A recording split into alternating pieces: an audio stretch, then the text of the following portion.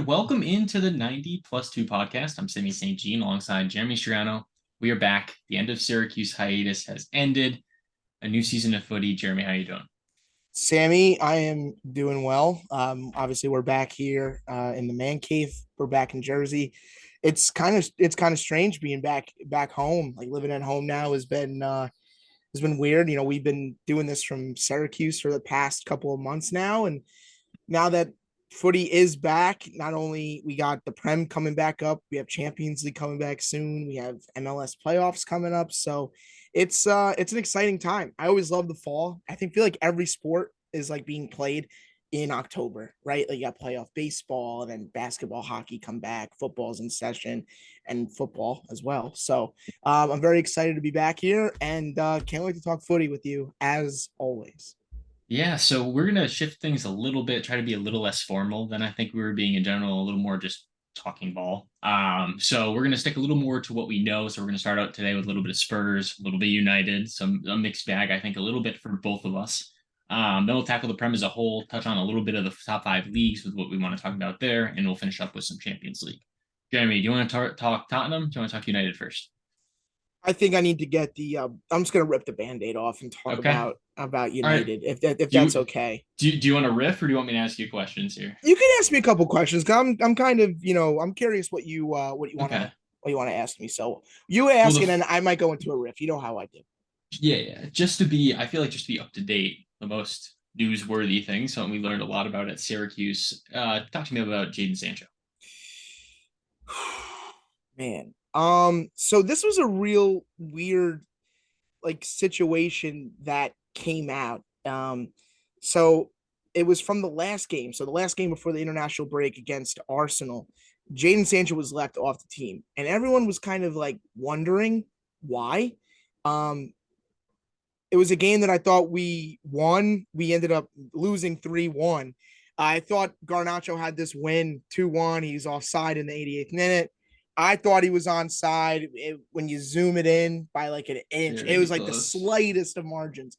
And then Arsenal scored 2 goals in extra time, and they ended up winning the game 3-1. But this is besides the point. After the game, Ten Hag was asking or answering questions, and he said that Jaden Sancho was left off of the roster because of bad training, lack of fit, like I don't know how it was worded, if I'm being honest, but basically he wasn't performing well in training, so he left him off the team. Which, when I think about it, I'm like, okay, now we've seen this from Ten Hag before, this ruthlessness, right? Like saying Harry Maguire is the captain. Nope, we're gonna strip the badge. I'm gonna strip the armband off, and I'm gonna give it to Bruno Fernandez. Saying like, oh, I'm gonna implement Ronaldo into this lineup. Nope, you're gone. You're going to Saudi Arabia. Yeah. We've seen this. I call it the ruthless aggression for all my wrestling fans that are also soccer fans. If you're like me, if you're weird like me, you'll get that reference, right? John Cena. Um, we've seen the ruthless aggression from Ten Hag, and I was kind of like, okay, it's a message. But then, sure enough, Jaden Sancho hits social media and says, "Do not believe everything that you hear." Again, but I can't go back and look at this because the post is now gone. He Yeah. deleted it yesterday, and now I'm thinking like, okay, are they making up? Is everything going on? Um, so there was a statement out today that said that Sancho will still he's going to be off the team for a while, but he's going to be training by himself. So now I'm like, okay, um, he's gone. I think he's going to be gone come January. I think once the new year hits, I think they're going to find a way to find a suitor for Jaden. Kind of like, I don't want to compare it to the situation of like Mason Greenwood. That's a whole other scenario. Yeah. That's a whole other story. But in that way, where it's like, okay, let's go and find a suitor for him, in the most civilized way possible. It's a shame because I was really high on Jaden coming into the year. I got to see him at MetLife against Arsenal. He scored a goal against Arsenal in that friendly. And I was like, wow, Jaden's really coming into form. And lo and behold, this happens. And I'm like, wow, I feel like an idiot. I feel like we were being played. I feel like United fans, not necessarily pundits and people that, fan cams and all those YouTube channels, but I feel like fans like myself were like kind of played. as like, oh, we're seeing Jaden really develop, and now this whole scenario comes out that he is stirring up trouble with the manager and just the club in general. And I do think he will not be a Manchester United player come February. I think they're going to give the month. They're going to take it. It takes time to find a suitor, but by February 1st, I think Jaden Sancho will have moved on from Manchester United. Yeah. I know he was actually linked to Spurs briefly during the Yeah, summer. actually, in the summer, yeah, So I wanted that at the time, but obviously now that we hear a little bit more about what's going on, I want him a little bit less. yeah. At You're fine with James Madison though. No, I mean I was still looking for like some depth out wide, but now Out we have wide. now we have Aronson, so that should help. But we'll get to Tottenham in a minute. I also want to ask you about your new striker. Mm. I think the biggest example of United needing a number 9 was against Tottenham. That game against Tottenham, they just couldn't find the back of the net. Bruno missed a sitter. Rashford had a sitter saved that probably should have been scored. Is he going to solve your problems, or is it going to be one of those situations where you bring in a really young kid who's going to have a lot of pressure, and you might have to have some patience, even though you're still in the Champions League, even though you're still arguably aiming for that, title in the Prem? I'm gonna go with both possibilities, but I'm gonna lean towards the latter, right? Like Yeah, we've seen this before with Martial. When they brought in Martial from Monaco, it was like, oh my god, and they gave him the number 9 shirt, right? And it's funny, like what Rasmus Højlund wear number 11. Greenwood was the last player to wear 11, and I think 11 is just as a big number as 7 for Manchester United because everyone sees 7 as like um Ronaldo, George Best, David Beckham, Eric Cantona, Di Maria, I guess, really. Like, I don't know. yeah, But now it's Mason Mount, and that was the whole big thing. But him filling in, like, I think of 11, I think Ryan Giggs, and Ryan Giggs was a club hero for us. Um, Rasmus Højlund will temporarily solve the problem. I think the problem was A, not having a striker, but B, not having enough strikers. So yeah, I wouldn't be surprised if we do go after another number 9. I was I was fine with, going after a Harry Kane and a Rasmus Højlund. But obviously Harry Kane living it up in Bayern right now. We'll get to see Harry Kane. We'll get to Champions League later, but we'll get to see Harry Kane against Manchester United once again. But in terms of Højlund, look, he looked strong against Arsenal. He can really hold up defenders, and we really haven't had a physical striker in a while. I really don't call Ronaldo a physical striker. He's more technical at your feet. It's just a kind of a wizard. Lukaku was supposed to be that physical striker and just never really panned out in his United tandem. I'm trying to think to the last time that we had a real like physical, like maybe like RVP to me, Robin Van Persie was my favorite United striker that I've ever seen. He was the perfect example. Now the team was better back then. We won the league with him. But in terms of Højlund, I think it's going to take time. I think it's going to be a little bit to kind of just mesh because not only will he have to have time to fit into our system, but now with the signing of Amrabat, we have to figure out like who's really going to be that mid 3 to feed him the ball. One of them is for sure Bruno Fernandez. mm-hmm. But now with the right wing scenario, we might see Bruno go out, and then when Mason Mount is healthy, he comes in and plays with Amrabat and Casemiro. That to me is a little too defensive. I think it's going to be one of Amrabat or Casemiro Yeah, because Cassie's getting old, and he'll play less games this year, and they'll swap out Amrabat in that 6th position. But I'm excited to see him and Rashford link up together because I think one of Marcus's most effective moves is just running down to that touch line, right down to that end line and cutting in and looking for that guy. And when you have that striker of like Martial or like I want to throw back to like Odion Agalo, they're kind of smaller players and they're not really target men. I think Højlund has a little bit more hops. And I hope he's going to use his head for goals because they have to find the head. I can't tell you the last time United have scored off a corner or like off of a cross, like with headers. I feel like that's just like that doesn't exist anymore in our system. So I'm hoping he kind of plays that target man type of role, but he is a really good dribbler. He's very pacey. I didn't think he was that fast, but I was like, wow, like that 30 minutes they played to get that he played on against Arsenal at the Emirates, I was really surprised with his pace. So to answer your question, he'll temporarily fill that need, but I still think that there is room for just one more striker. I don't have to go crazy, but one more to play right behind him. All right. So I think the last thing I really wanted to talk about with you with Manchester United, and then if you had anything else you want to bring up, you can. Um, One was injuries, particularly with your back line. That's Yeah. one thing that's come up. But also, I feel like we should obviously look towards your next match against Brighton. Mm, Brighton, a team that is playing very, very well, and a yeah. team that you're facing before having to go to a midweek against Bayern. So I really would love to hear where you're at with particularly your back line going against Brighton and then Bayern.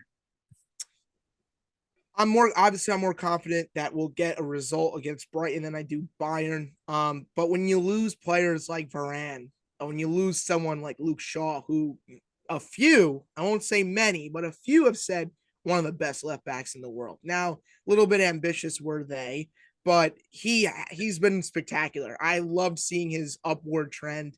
I know Owen will back me on that. That's saying like Luke Shaw is just because he's been there for so long.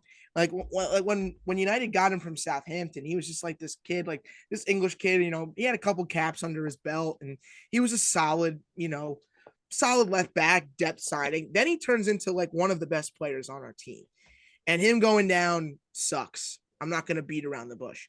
Varane, on the other hand, like man, that's a stinger. That's a stinger. Um, he's reliable.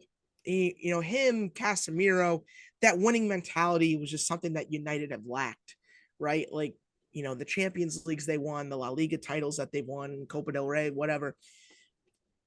I miss that. And I miss that structure. Him and Martinez are yin and yang. They are just they're like the perfect center back combination. You got the tall, more stoic Varane, and then you have this little guy that everyone just underestimates, Jamie Carragher looking at you. Everyone just underestimates Lissandro Martinez, his height, whatever, and he just comes in and just wreaks havoc against any striker. Now, sure, there's some strikers that might have, gotten around him. One of them being actually the last time they played Erling Haaland coming into this season was the FA Cup final, and that was just the Ilkay Gundogan show. I thought Martinez did a great job against Haaland, but I do worry for the exposure at the back right now.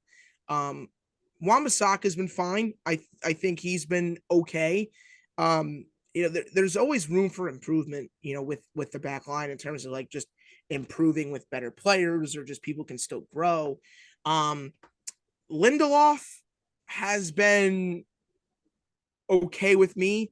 It's when they bring on Say it. it's when they bring on Johnny Evans and Harry Maguire. When Yeah. when when when they when the both of them came on against Arsenal, I was like, this game's over. You can like I love Johnny Evans. Johnny Evans was on the team when I was in grade school. But I am now done with grad school. Let's just put that into perspective. And Slabhead, hey, Scotland had one goal against England a few days ago, and their one goal was a Harry Maguire own goal. I'll leave it at that. I'll leave it at that. Yeah, I do miss Varane, and I do kind of wish that if we were going to target someone else after Amrabat, it was either going to be a backup striker or another striker or another center back. Like this is where I wanted Tapsoba or a John Claire Todivo to come in and just kind of use like a pacey defender. Johnny Evans and Harry Maguire, and even I'll throw in Victor Lindelof. Like they're not the fastest of players. I like Lindelof out of the three. I think he's the best out of that three that I just named.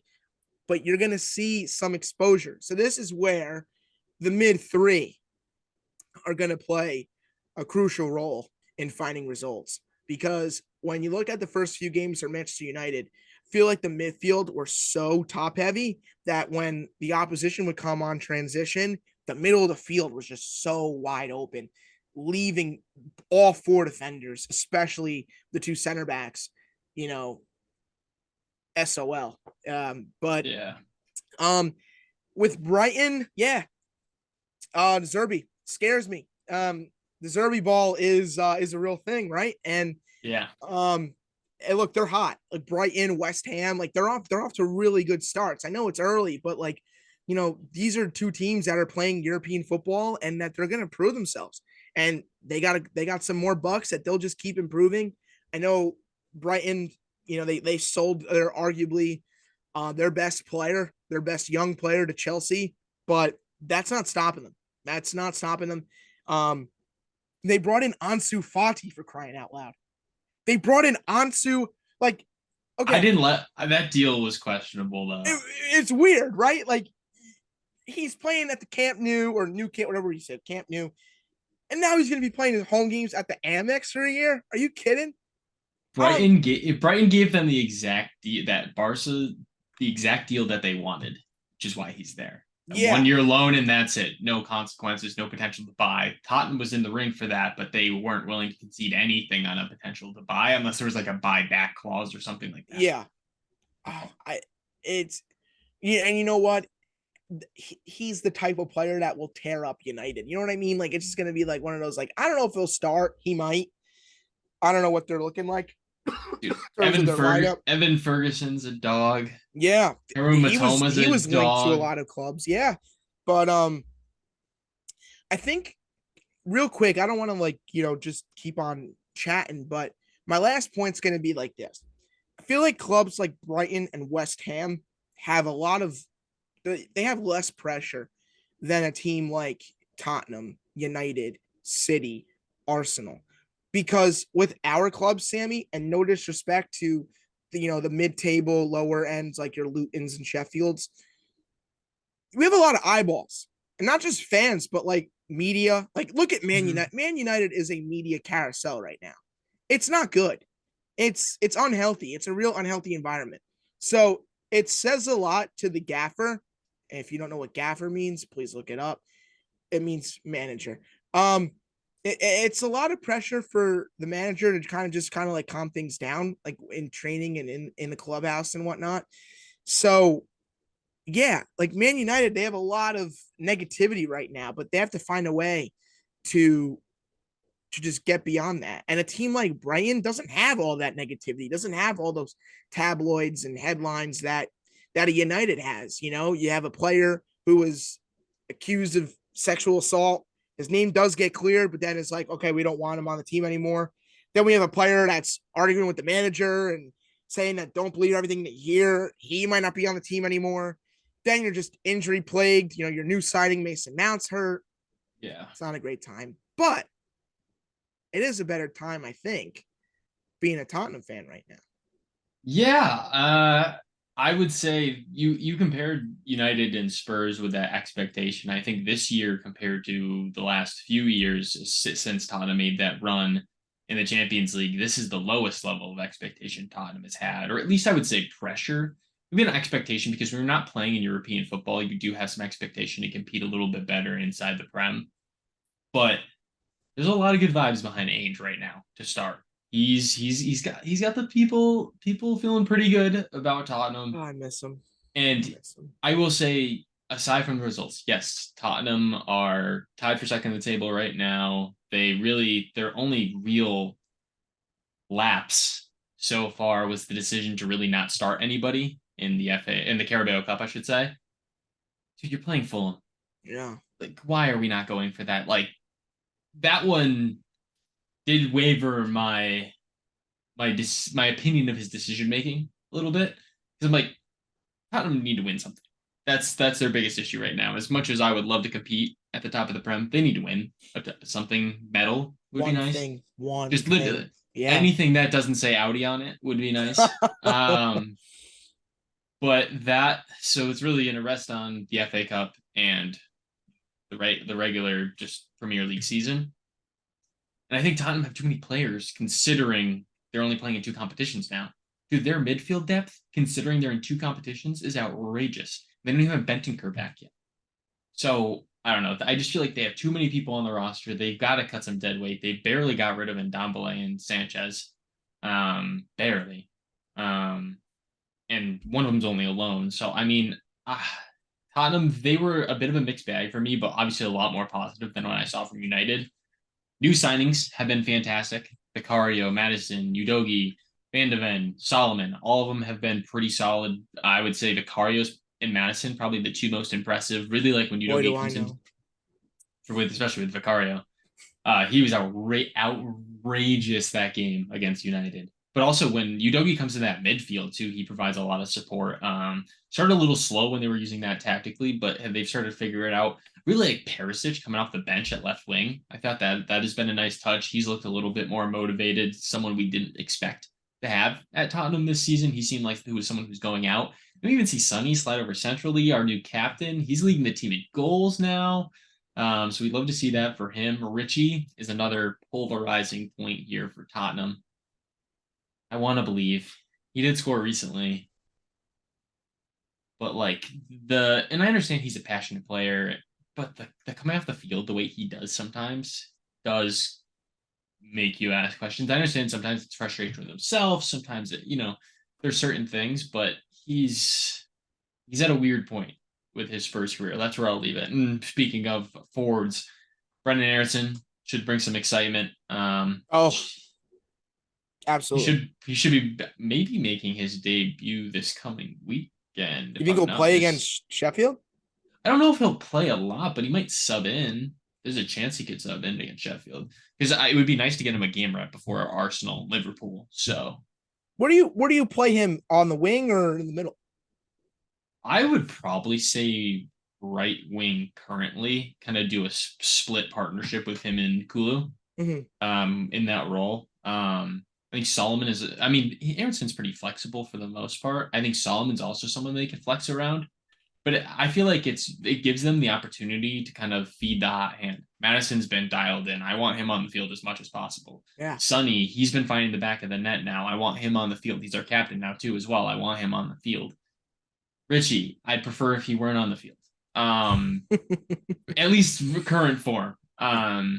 So I could see him playing a few different positions, but I think where they need the most help is like a trustworthy right wing to come in and not really be too much of a drop off. Solomon was there and he was okay and creative, but he didn't really score. And I think Tottenham need to have who's their scoring threat, Harry Kane left. That's kind of what they're still trying to prove because there's been a wide range of people scoring. I mean, you have two from Christian Romero to start the year somehow. So it's just kind of figuring out who that score is going to be. And then for me too, like I am interested in those two games I mentioned, the Arsenal and the Liverpool. That's going to be big for Spurs in terms of figuring out was that United victory a fluke where they got away with United missing a few sitters, or is this team actually trending in the direction that fans, I should say, at this point feel they are? Because like they are the most fun I've had watching them since I've been a Spurs fan. Yeah. They play attacking football. They're creative. They have, dude. If I would have given a lot to see Madison and Kane have one little 3 month stretch before the winter window, or because this team with Kane could be very good Yeah. if this is how they're going to look all season. Could you imagine if they had Kane at the number 9? That would be, and I do understand that some freedom comes to a lot of players not having to rely on getting Harry Kane the ball and Harry Kane scoring, but you can't say he doesn't make you better. I mean, he's 100 million player for a reason, and he's Tottenham's leading goal scorer for a reason.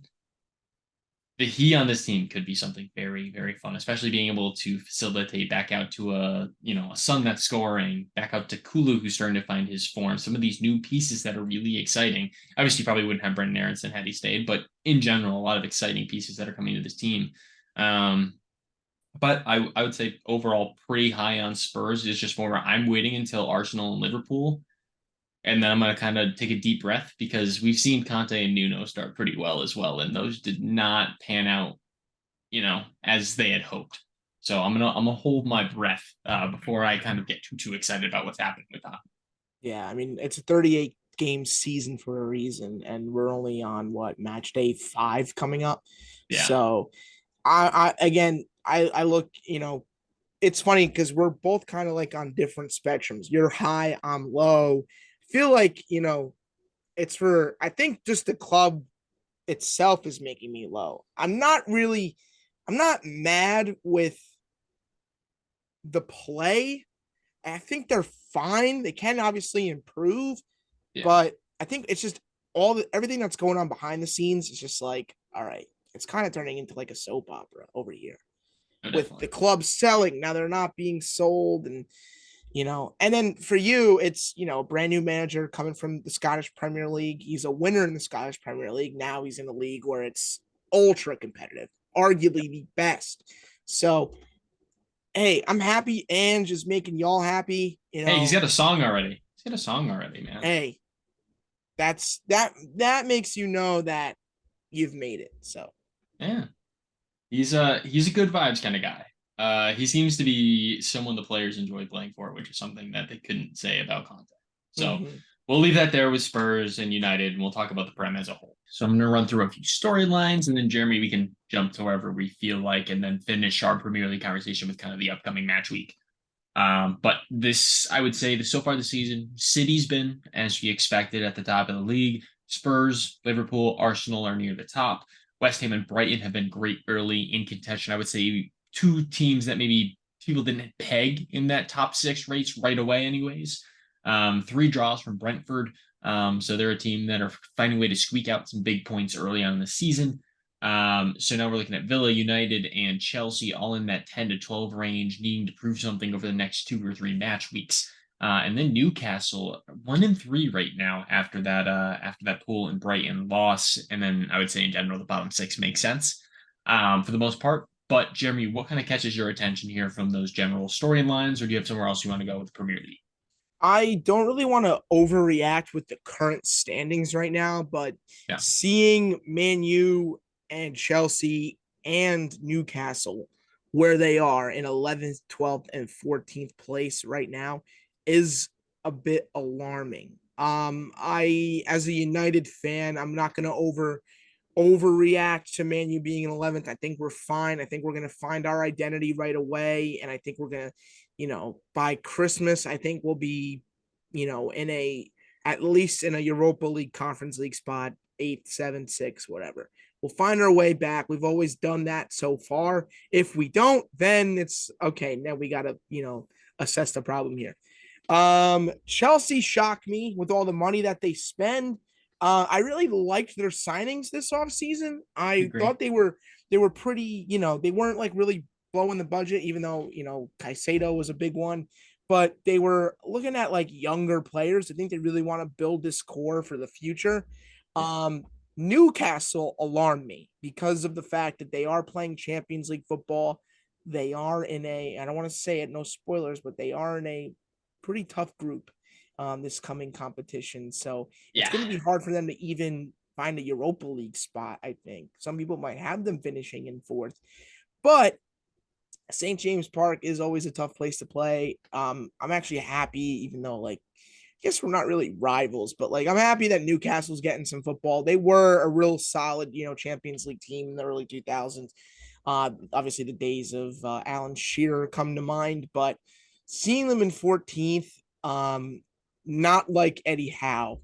I I love Eddie Howe. I think he's one of my favorite Premier League managers. I think he's one of my favorite football managers ever. I don't know why. I still to this day wish that he took over after Ole, but um, a bald man from the Netherlands took the place. But I love Ten Hag. I'm not gonna go disrespecting Ten Hag right now, but no, not I yet. think I no, not yet, right? Keyword. But I it's a bit alarming. Newcastle to me, they were coming into this with Sandro Tonali in their midfield, and I was like, wow, how the hell is Sandro Tonali playing for Newcastle? He leaves Milan, his home country, one of the best teams in Serie A, a team that I think can win Serie A. Um, Leaves them to come and play for the friggin' Magpies. I was like, okay, uh, bit of a They strange. won their first match too, five Yeah, one, and then they dropped three straight. and now I'm like, okay, Yeah. so Nicky Pope in the sticks, Callum Wilson up top. I really do think that they're going to be. Come on I now, think, Alec Isak. We got yeah, I Isak. That's know, right. I know, He's I know. better than Wilson. Alex Isak is fine. I think Alex Isak's fine. They're a team that I think might rely that um they may play the January window heavily. If this continues, it's really rare for teams to really make like 3-4 signings in January. Usually it's like one or two. Two may be the max. I wouldn't be surprised if they bring in a couple. Yeah, 14th for Newcastle. Again, four games into the season. I wouldn't overreact. I'm not gonna be like, oh my god, they're gonna fall off the face of the earth, but they have a lot of games coming up, and they haven't been in the Champions League in a long time. And it's no secret they're in a tough group. They're in a very, very tough group. They're gonna have to go to places, that are known for their atmospheres on away days. And I think they have a rude awakening coming up, because if they can't figure things out domestically, globally, it's gonna be a different animal if they want to have a future in this tournament. Also, too, I feel like United and Spurs at different moments in their European competitions lately have shown that when you're struggling in England, it does transfer over to Europe. Usually, that struggle. Usually, Mm, you're not great in one and staying alive in the other, unless you're Chelsea last season, who somehow hung around a little bit longer than people expected them to. yeah, Um, I don't know. I feel like this season has had a lot of blowouts at the start as well. yeah, a Like lot you of saw that, goals. like that city whenever Fulham was big, Brighton You over guys, you Newcastle. guys had 5 goals against Burnley. That is true. I'm trying to like play that down because I haven't seen this Tottenham team score like this without Right, Harry right. Kane I having know, but like it's three in a game. So yeah. in the sharing of the wealth for Tottenham, I will say like that's Mm, something I do like to see is a lot of guys getting involved. But spread the love. yeah. Do you want to look at the upcoming match week? See what we have in store for us here on this coming weekend. It'll be Sure, we the got some Saturday at 10 a.m. is a prime spot. Like, there are so many games on Saturday at yeah. 10 a.m. Both of our teams are playing Saturday at 10 Yeah, a.m. we got Saturday to Monday this week as far as the Premier League is concerned. You got Wolves, Liverpool, Villa, Palace, Fulham, Luton, Man United, Brighton, which is a big one at 10. I would probably the one that most people are going to have tuned on. Except Mm, West Ham, Man City yeah, throws that's up it. an argument. Throws That's up an it. argument. I don't know. United, Brighton is going to be fun. United's always But a draw, even if they're in 11th place. Let's be real. I will be watching a different game with Spurs Sheffield, and then Mm-hmm. your 12:30 Newcastle Brentford isn't necessarily like the best match of the day, but If it Brighton could sneak a get win, into though, I'm sorry, Brighton. If I don't want Brighton to sneak a win, Brent if Brentford sneak a win here, that's like a whoa, okay, or like even their fourth draw of the season in five matches. Like yeah, you're that'd be still kind of wild. That's like AFC Richmond season two. what You I'm know what I'm saying? saying. Then Sunday we got Chelsea, Bournemouth, Arsenal, Everton. I'm not expecting too much out of those matches, but you could see Bournemouth just because you never know what Chelsea's going to do. Yeah. Um, and you could also even see Everton maybe put up a little bit of a fight solely because Arsenal might be looking at their first Champions League match coming up. Hmm. Still that possibility because they haven't played in the Champions League in a little while. So maybe that chance that you're just kind of looking a little too far ahead, kind of too antsy about a fairly manageable group, I'd say that they ended up in. And then Burnley and Nottingham Forest will round out our schedule on Monday. I mean, I feel like that 10 o'clock window, maybe that 12:30 game as well, is probably where our attention's generally going to be. As far as this weekend's concerned, I mean, if you're looking at Manchester United, Brighton, West Ham City, and Newcastle Brentford probably is those marquee matchups. Because Brentford, they're in the top 10 right now. They're putting up a little bit of a stink there for themselves. And then you got Newcastle, you got City, and West Ham. West Ham's right in the thick of it at the present moment. And then Brighton as well. United, they got to make a statement or win against a Brighton team who just handled Newcastle fairly, I don't want to say easily, because obviously it was a hard fought game, but 3-1's a fairly comfortable win for them in a match like that. So that would be a statement win for United if they could get that on the other side of the international break. Yeah, I think going into the we'll hint at it, but United did draw Bayern Munich in their group for Champions League. I think if they can figure out anyway to get 3 points from Brighton, I think that will kind of extinguish a couple of the flames that are going on with this club right now. I think this Yeah. club is just lacking positive momentum. And a win against a really tough and a well coached Brighton team could do just that. Another game I have my eye on, and I won't be watching it unfortunately because my club will be playing Villa Palace. I love the matchup of Vieira and Unai Emery. I don't know why. It's just like I love these two managers, and this is the Premier League right here. Aston Villa, Crystal Palace. Like you just have two proper managers just going at it. It's a decent fixture. I do favor the villains to get a win in that one. And then obviously I love seeing Matt Turner start for a team. And Yeah. Nottingham, look, Forest are really making a case to be that like mid-level. I think they're really gonna swap out with Wolves in terms of being that like real like mid-standard Premier League team that'll stay there at the mid-table, maybe not play That's European Palace. football. That's Yeah, Palace that right is there. Palace. Right. That is a Palace. But I do think that Nottingham could turn it around. Like I really like because they just have a lot of signings where it's like, okay, one or two of these guys are gonna just turn it up or turn into like a solid defender.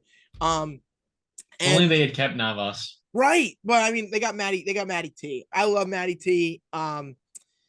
Yeah, they were in it against United. They scored Yeah. 2 goals in the first 4 minutes, and I was like, oh man, I'm gonna it's like that meme from Yeah. it's like that Simpsons meme with that kid, like, I'm in danger. That's how I felt. Yeah. That's how I felt against Nottingham. But How do you think um, I felt in those Spurs games against Newcastle last season where they're down like 4-0 in the first 10 minutes? yeah, no, I That get that. was, But yeah. no, I am hoping for a United win against Brighton. I think it's gonna be like slimmest of margins, 1-0, 2-1. I think it possibly could end up going either way. I think this is a toss up. Um I want to. It's so hard, man. I just hope they come out with 3 points. I really do. I will say though, if we're looking at Tottenham picking up a victory, going 4-1, their first five under Ainge, Hey, you would take that in a heartbeat, pal. take that in a heartbeat. I will say like that Arsenal Liverpool back to back has me very nervous. Hmm. And my hope there is if they can manage one win. Okay, Four three points point, would 4 points would be nice, but if they can get three of three, yeah, three. if they can beat either Liverpool or Arsenal, like because I understand like any London derby, what you never know what's gonna happen. And then Liverpool's just never going to be an easy side. I feel like Tottenham and Liverpool always play fairly close for the most part. Like you're always looking at those 2-2, 3-3 type of games. Mhm. Um, if Tottenham could manage four, I realistically am hoping for a win from those two. And then then that confidence, that belief can really start building because I think those are two of the teams that you're going to be seeing towards the end as well. And that's one area where Tottenham in general, I feel like struggle unless they're playing against Manchester City is those wins against the top teams. For some random reason, Heung-min Son and Tottenham just kind of have City's number, but the other top teams have given Spurs a lot of trouble, so they need to find a way to pull out some victories and not settle for draws in those type of matches. So I'd really Mhm. like to see a win from those two. But Yeah. all right, that's enough. That's enough Tottenham. Let's go to the top five leagues. We'll kind of round those out and then finish with the Champions League. I don't know if you have anything in mind, but with those top five leagues, what's standing out with me over in Spain is just Real Madrid, their first kind of to start things off with Bellingham, 5 goals and an assist in 4 matches. Has been certainly very impressive. Kind of England making their influence over in Spain. And then, of course, Harry Kane to the Bundesliga. Bayern, they're clear favorites now that I would say after obviously Bellingham leaving, Borussia Dortmund not quite as confident, I would say, in their ability to challenge Bayern at the top of the league. And then, of course, you're looking at the USMNT taking over Serie A with a few big moves going over to Italy.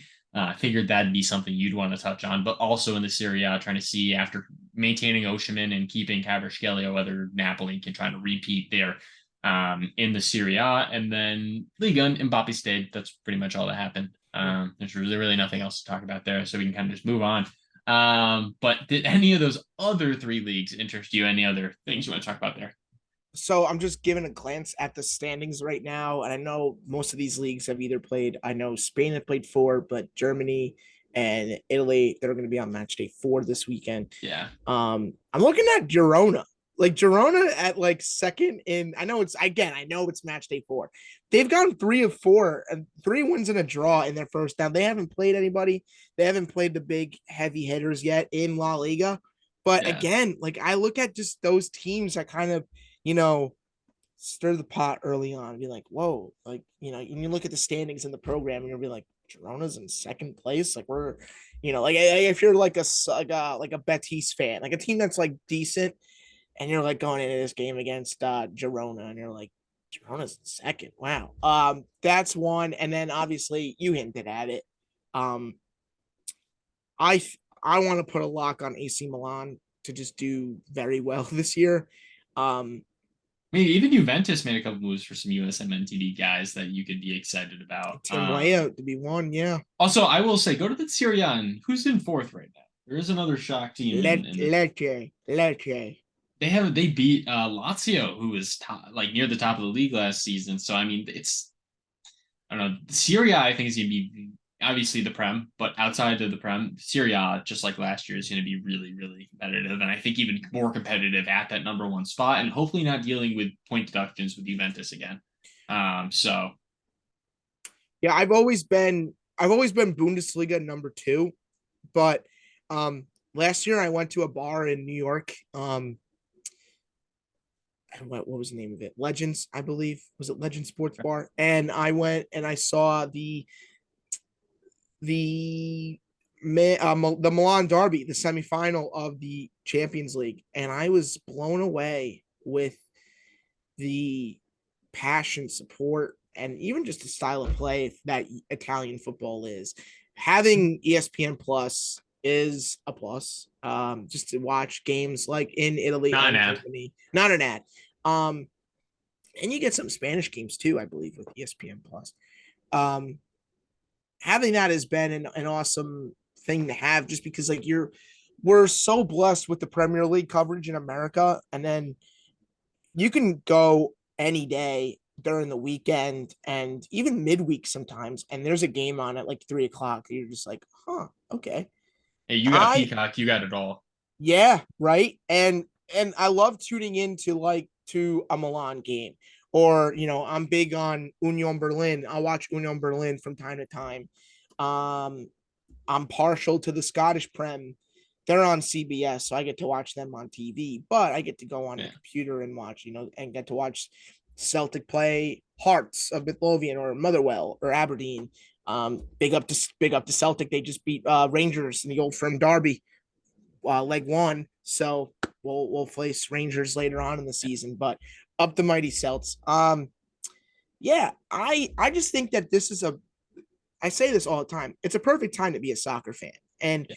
it's a great time to just pick up the game and watch it. Even if you played when you were younger, or if you are just a fan of sports in general.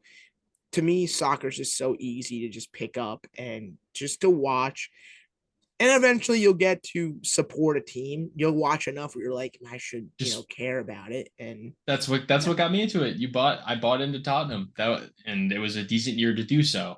But like I don't know. I personally am going to try and find a way to like try and invest a little bit more in a team in each of the top four leagues. I'm not going to force myself to watch Liga. are you Milan Um for Italy?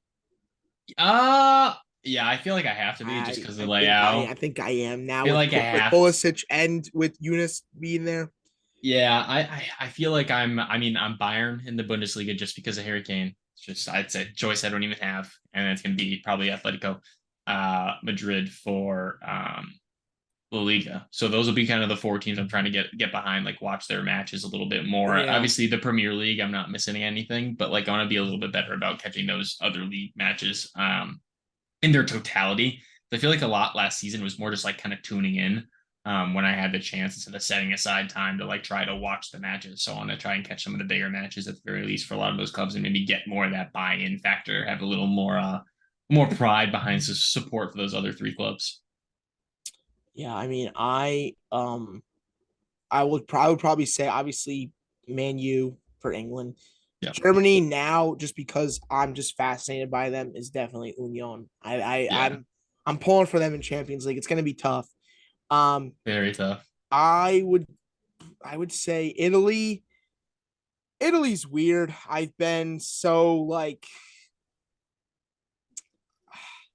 I guess it's going to be AC Milan now, and then Spain is a kicker. Spain, it's so chalk, but I love Real. I've always loved Real. I think watching. Have you ever seen the Goal movies? Goal like Goal Two, Living the Dream. And Yeah. when Santiago Munez signs for Real Madrid, that's my favorite one. Goal Two. I was like, oh my god, like their uniform, the all white, Los Blancos. I love Real, but I do want to find that. I've always liked Real Oviedo in the lower league, but um yeah, Spain was just I could never support a team in Spain for some reason. I don't know. Gotta get behind Antoine Griezmann this year. So Yeah, we're gonna because I know he might not be there next year. So we're gonna back Atletico a little bit more this year. But all right, let's round out. Let's finish with the Champions League conversation here. We're gonna go group by group, say who we got, say what we think the top four are gonna look like here, or the four, I should say, not top four, in those groups. And lucky for Jeremy, we get to start with Group A. want me to go? Yeah, I my club isn't playing in Group A. I It's not playing in think any group, but so. This the sleeper here is Galatasaray. I think they can play uh, spoiler. However, I'm gonna go one Bayern, two Man U. I think Man U will sneak into the round of 16. They'll get a pot one team, maybe a City, maybe you can't get Bayern again. You can't get the same team as your group. They're gonna get a tough draw come the round of 16. They need to just find a way to just regain their structure. I'm gonna go Bayern one, Man U two. yeah, I think it'll be Galatasaray 3, Copenhagen 4. But I agree. Group B, I'll go first this time. Really was disappointed with the draw Arsenal got as a Tottenham Hotspur fan. I was hoping they would have a little bit more of a challenge, but I will say this is very similar to like the overall quality of that Tottenham had to play last season in the Champions League. Like it's just not like it's not the league you're really going to be tuning into. If you got two games to watch, you're probably not watching Group B. So it'll probably be Arsenal 1. I think Sevilla slot in right at 3 so they can go back to the Europa League and win as they typically do. And I think PSV will grab second, Lens 4th. I completely agree with that. I'm very high on PSV Eindhoven. They are another guy or another team rather. They have two US MNT guys on their team. Ricardo Pepi is signing with he signed with PSV Eindhoven, so really get to see his trajectory just keep getting higher and higher at the striker position. And Serginho Dest coming over from Barca, so really high on those two. And yeah, I think they'll sneak in. I think they'll I'm always high on Dutch teams. I like Dutch Yeah. teams a lot. And yeah, I have the exact same order. So Arsenal 1, Eindhoven 2, Sevilla, they'll win the Europa League again. And then Lens. I know losing Openda hurts. So I'll go Yeah. Lens 4. All right, Group C is one that I'm going to let you take over here simply because we have Real, who you just mentioned, and Oh, Union. So I got to hear what you got to say. I feel like I yeah. know what the answer is going to be, but I'm going to be real. I think like Real. Real's going to win this group Yeah. 100%. It's the 2-3 that really I'm gonna go Napoli too. I think Union will go to the Europa and make a decent run, and then I think SC Braga. They're even though they're in Champions League, I'm not high on Braga. I think there are a lot of Portuguese teams that are better than them. So I will go Real, Napoli, Union. Even though I'm rooting for Union to move through, Yeah. Real, Napoli, Union, Braga. I will say, I feel like the Europa League, not necessarily group stages because they aren't necessarily the world's most exciting competition, but the knockouts Oh, absolutely. this year are going to be pretty interesting, Yeah, there's gonna be a lot of quality. especially seeing one of those Group F teams drop down. But like the teams Yes. we've already mentioned, you possibly seen Union, PS or not PSV, Sevilla, and Galatasaray. So that's three fun teams to watch. So Group D, I'll go first here. I think you can slot Inter pretty safely at one there. Benfica is going to put up a fight, but I think the 1-2 there's pretty safely Inter Benfica. If Benfica comes up and wins that one, I'll accept being wrong, but those two will be the ones going through. Uh, I I actually think Sociedad's going to finish fourth and Salzburg's going to finish third. So I think that'll actually be kind of like how the Champions League has it listed on their website currently: Inter, Benfica, Salzburg, Real Madrid, or not Real Madrid, Real Sociedad. Part of me wants to pick Benfica to win the group. However, because I think they had a really good window bringing in Angel Di Maria. David Neres from Ajax is now with them. You have a leader at the back with Nicolas Otamendi. I love Benfica. They're my favorite Portuguese team. My best friend, her family's was all Benfica, so I was like, "What's the hype about Portuguese soccer?" And then I Yeah. was like, "Wow, I'm blown away." Um, people expect me to be a sporting fan because of Ronaldo and Bruno, but it's always been Benfica. I love the logo. I love their jerseys. However, I'm gonna go Inter one, Bayern two. And I'm gonna agree with you here. I think Red Bull Salzburg will enter Europa League. I'm not high on Sociedad. I will go with one of my, I guess I have to support my fellow Red Bull clubs, but I'll go to the exact same order. Inter, Benfica, Salzburg, Sociedad. Okay. So kind of at that halfway mark now. Group E, this one I think is actually like Tottenham's group last season, where like it really could go anyway. All of these teams have some quality, and I would put on a similar pedestal, I think, to each other. So this one should be interesting. Jeremy, I'll let you go first here on Group E. Man, this one's a toughie. I'm not gonna Like lie. this one, like it's One not is clear. One is clear. I'm okay. gonna go Atleti one. Okay. I'm gonna go Celtic two. I'm very high on Brendan Rodgers. I'm really high on Celtic, even though Celtic are out of the domestic cup in Scotland already. I think that'll spark them. You need to have Celtic Park in a knockout round in the Champions League. I love Celtic Park. It's one of the best environments in all football. Yes, I'm biased, but it's okay. I have a love for Celtic FC. I'm gonna go Athletic. I'm gonna be so wrong. Athletic one, Celtic two, Lazio three, Feyenoord four. Atletico 1, Feyenoord 2, Celtic 3, Lazio 4. Yeah, That's I what think I'm Lazio could potentially lose this group. I think they can yeah. easily finish in last. Yeah, Losing Surge hurts.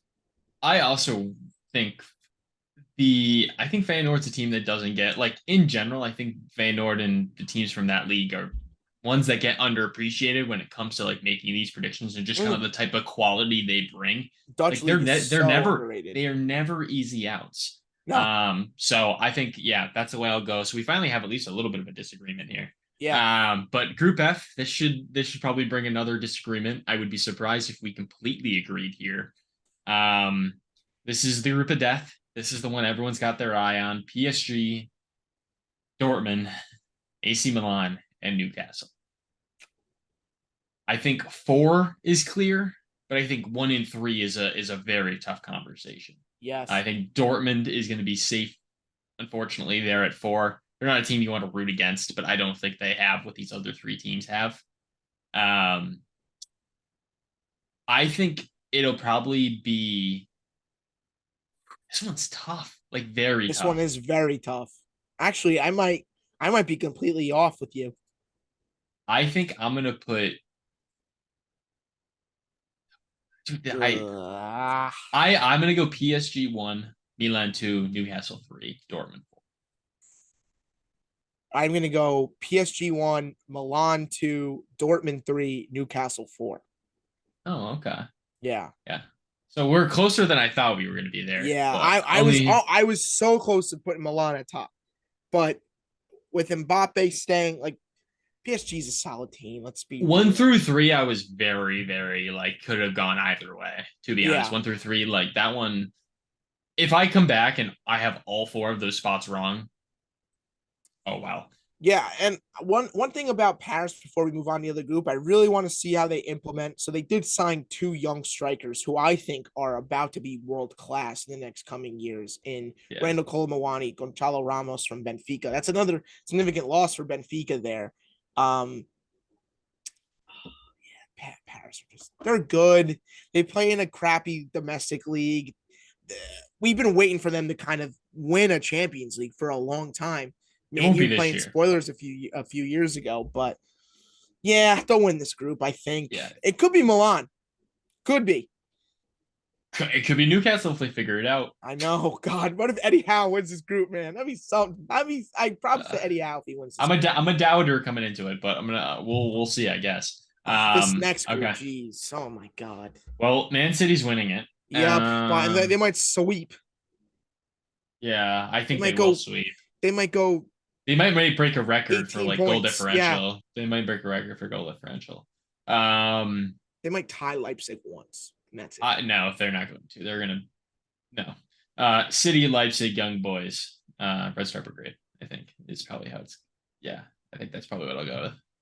Yeah, I'll go. You went Young Boys then Belgrade. Yeah, I'm gonna go Belgrade Young Boys. fair So enough. City, Yeah, Leipzig, Belgrade, Young Boys. I think Belgrade. So teams from Serbia and like those like European countries, they have it rough just because again money talks in the world of soccer. But yeah, Belgrade, to me, they're like a Europa League team. I think they fit in that league, maybe Conference League. They can definitely make some noise, but you're playing against a tough team in Bundesliga, a solid team, and then arguably the best team in the world. yeah. It's not looking great. We No. got one more. Yep. All right. So this one's I think it's right there. yeah. So on the Champions League website, it's listed as Barcelona 1, Porto 2, which I don't think either of us would dispute it, even if it was in a different order. And then Shakhtar, Donetsk, and Antwerp.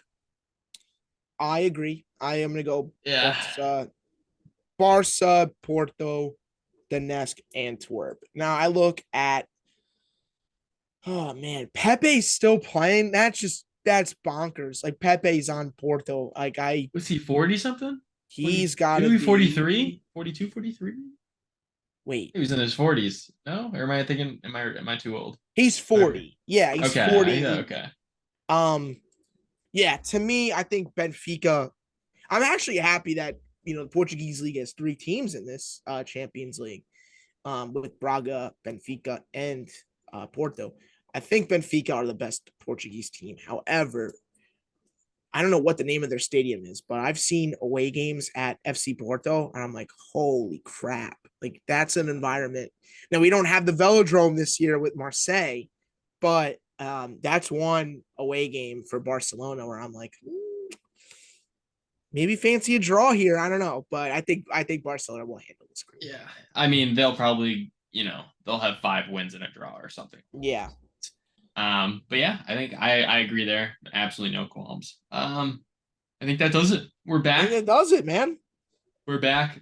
We might change the format a little bit as we go. We'll figure out what we like, what we don't like. But in general, I think we're gonna stick this more conversational, kind of just talking shop style. I think this was a little bit more fun to record, I think, in general, too, Yeah, because we kind of just a little less structured. I feel like there were a couple times in the previous iteration where I was on you about time for a certain segment or something like that. I would like to be a yeah, little bit more free flowing, talk about what we want to talk about for the length of time we want to talk about it, and kind of deal with that. And then I'm gonna try to be better about the whole social media presence as well with this podcast. So trying to find clips and stuff like that. If there was a moment, if you do tune into the podcast, there's a moment you really liked, that was funny or anything, shoot the account or either of us a DM or a text if you have our number, and just let us know that you like that part, because that'll be something that we could easily clip up and throw on social media. Otherwise, we'll obviously grab our own moments and stuff like that. But if there's something that kind of stands out from this episode that you really like, we obviously love that feedback, even if it's not for something we'll post on social media. Any final thoughts, Jer? Um, one, glad to be back with you. Glad to see you're doing well. I missed you. Yeah, I think I'm actually going back to Syracuse soon, which is going to be kind of weird. Um, but it's on my mind because I was planning trips today because I'm going to Syracuse one weekend and next week I'm going back to my undergrad so for alumni weekend. So we're getting older Gotcha. now. But no, Sammy, great to see you as always, and up the Cosmos. Up the Cosmos. Always a different jersey from Jer. Always, always. But But that'll do it from us this week. We're gonna leave the spiel we've been going with for this side. We'll still kind of stick to that motto in general, but talking shop, talking ball. It was great to be back. We'll be back on the other side of this match week and have a whole lot new to talk about. Catch you guys next week.